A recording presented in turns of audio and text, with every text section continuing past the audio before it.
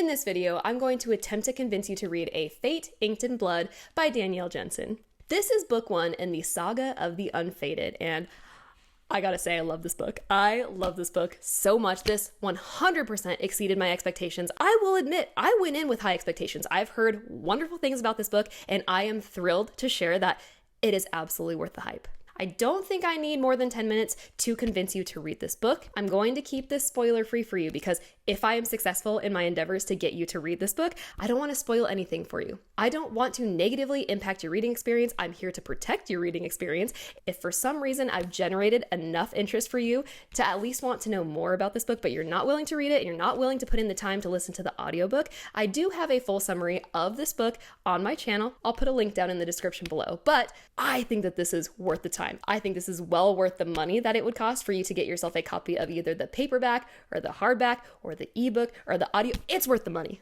If you would like to purchase yourself a copy of this book, I am dropping a link below to where you can purchase this for yourself from Amazon. So don't miss out. If I've convinced you to read this book, go ahead and purchase yourself a copy, and I hope that you report back. Let me know your thoughts on this book.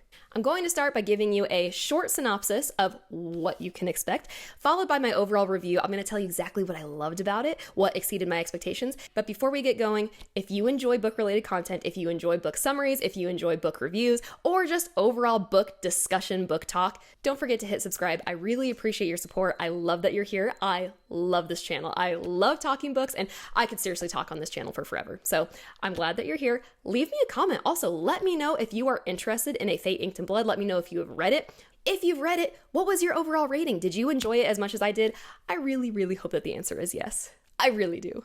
And I would love to hold on to this for the entire duration of this probably 10-minute long video, but I'm going to put it here.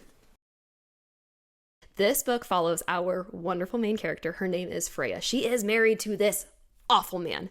Awful. We hate him. His name is Viragi. And yeah, he's an ass. Seriously. Freya is trapped in this marriage.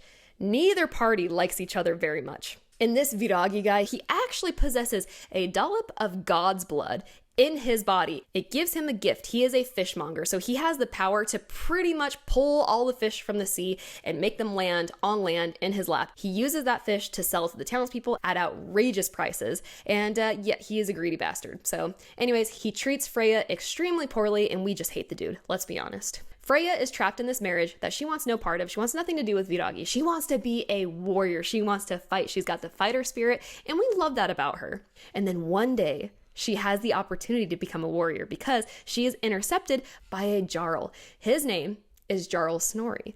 Now, his son, Bjorn, who is incredibly attractive, by the way, the Jarl tells his son, fight this woman to the death. Bjorn, by the way, great guy. He is my new book boyfriend. He is amazing. Love the guy. Bjorn possesses a drop of god blood. He has Tyr's blood in his body, which grants him the ability to pretty much utilize fire in a really badass way. So his weapon of choice is an axe, and he could wrap that axe in flames, which makes it an incredibly deadly weapon. Well, Freya goes into combat with Bjorn, and she does pretty well. She's scrappy. She does very, very well for herself.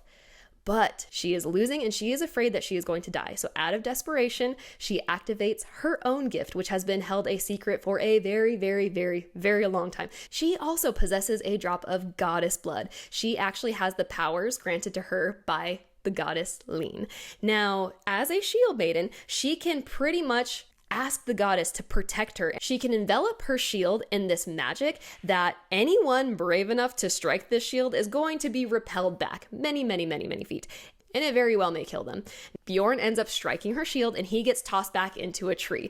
Now, Freya's secret is out. The Jarl knew about this little secret because her secret was betrayed by none other than her awful husband, Viragi. Viragi ratted her out, told the Jarl, and now the Jarl is determined that this shield maiden is going to be the key to him becoming the future king of Scotland. He's going to unite Scotland and become the future king. Why does he believe this? He was told by a seer many, many years ago, and that seer is none other than Bjorn's mother, his previous wife. So he now needs to utilize Freya and her gifts in order to achieve his personal goal of becoming king. Now what we have is a beautiful romance that unfolds between Bjorn and Freya, which is not good because it's complicated. You'll see.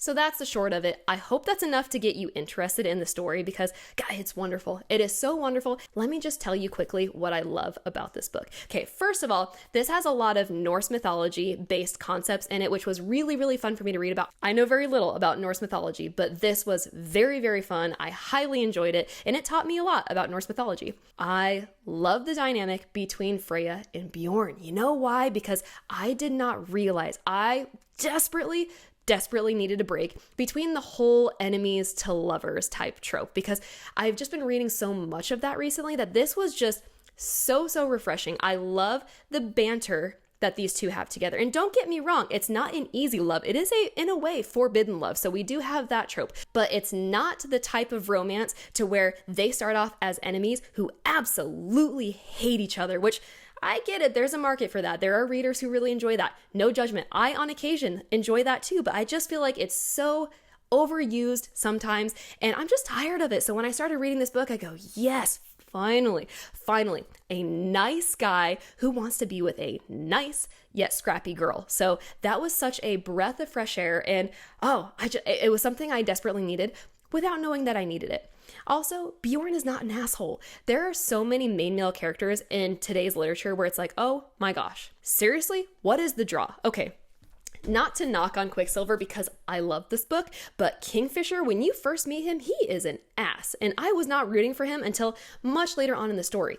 That is not the same with our friend Bjorn. He is one of my favorite main male characters because he's actually a genuinely nice guy, but also a badass. Don't forget, he's a warrior, so I mean, it's not just peaches and cream with him. So he does have a rough, rugged side to him, but that's not emphasized. It doesn't overshadow the rest of his character. So I was rooting for these two, and this is very much more a slow burn romance, which means that it is more rewarding in the end. So, okay, look.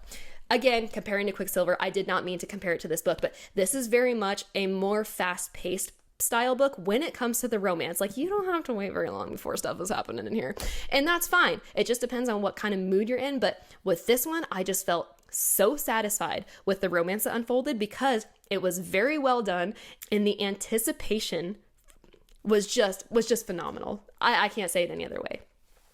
The writing in this book was masterful.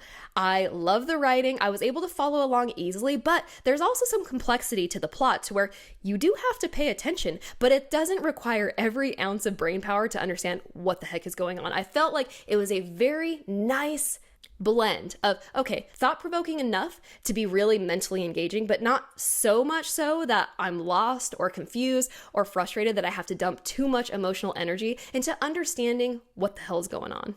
I felt that the pacing of this book was excellent. It's so excellent. I didn't find myself hitting any lulls where I go, okay, Danielle Jensen, can we move this along because I'm getting bored? No, I was not bored. I was very much into it. I finished this book very, very fast because I had a hard time putting it down. I'll be honest. I stayed up late many nights because I just wanted to know what happened next between Freya and Bjorn. Okay, seriously, I could talk about this book probably for hours, but I won't bore you. I think I've said what I needed to say.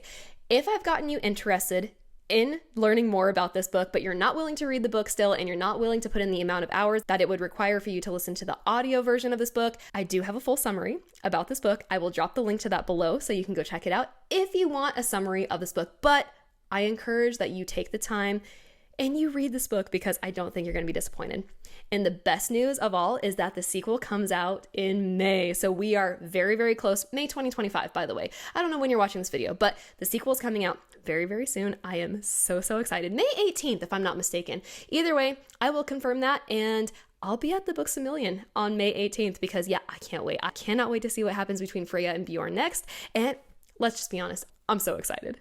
If you are still with me, thank you so much. I really appreciate you being here. Please leave me a comment. If you read this book, let me know your thoughts. I hope you loved it as much as I did, but if you didn't, let me know. If I've convinced you to read this book, let me know that as well, because that would absolutely make my day. I hope you're reading something good. I hope that your 2025 is off to an excellent start, and thank you for being here. Here's to reading good books, and I'll catch you on the flip side.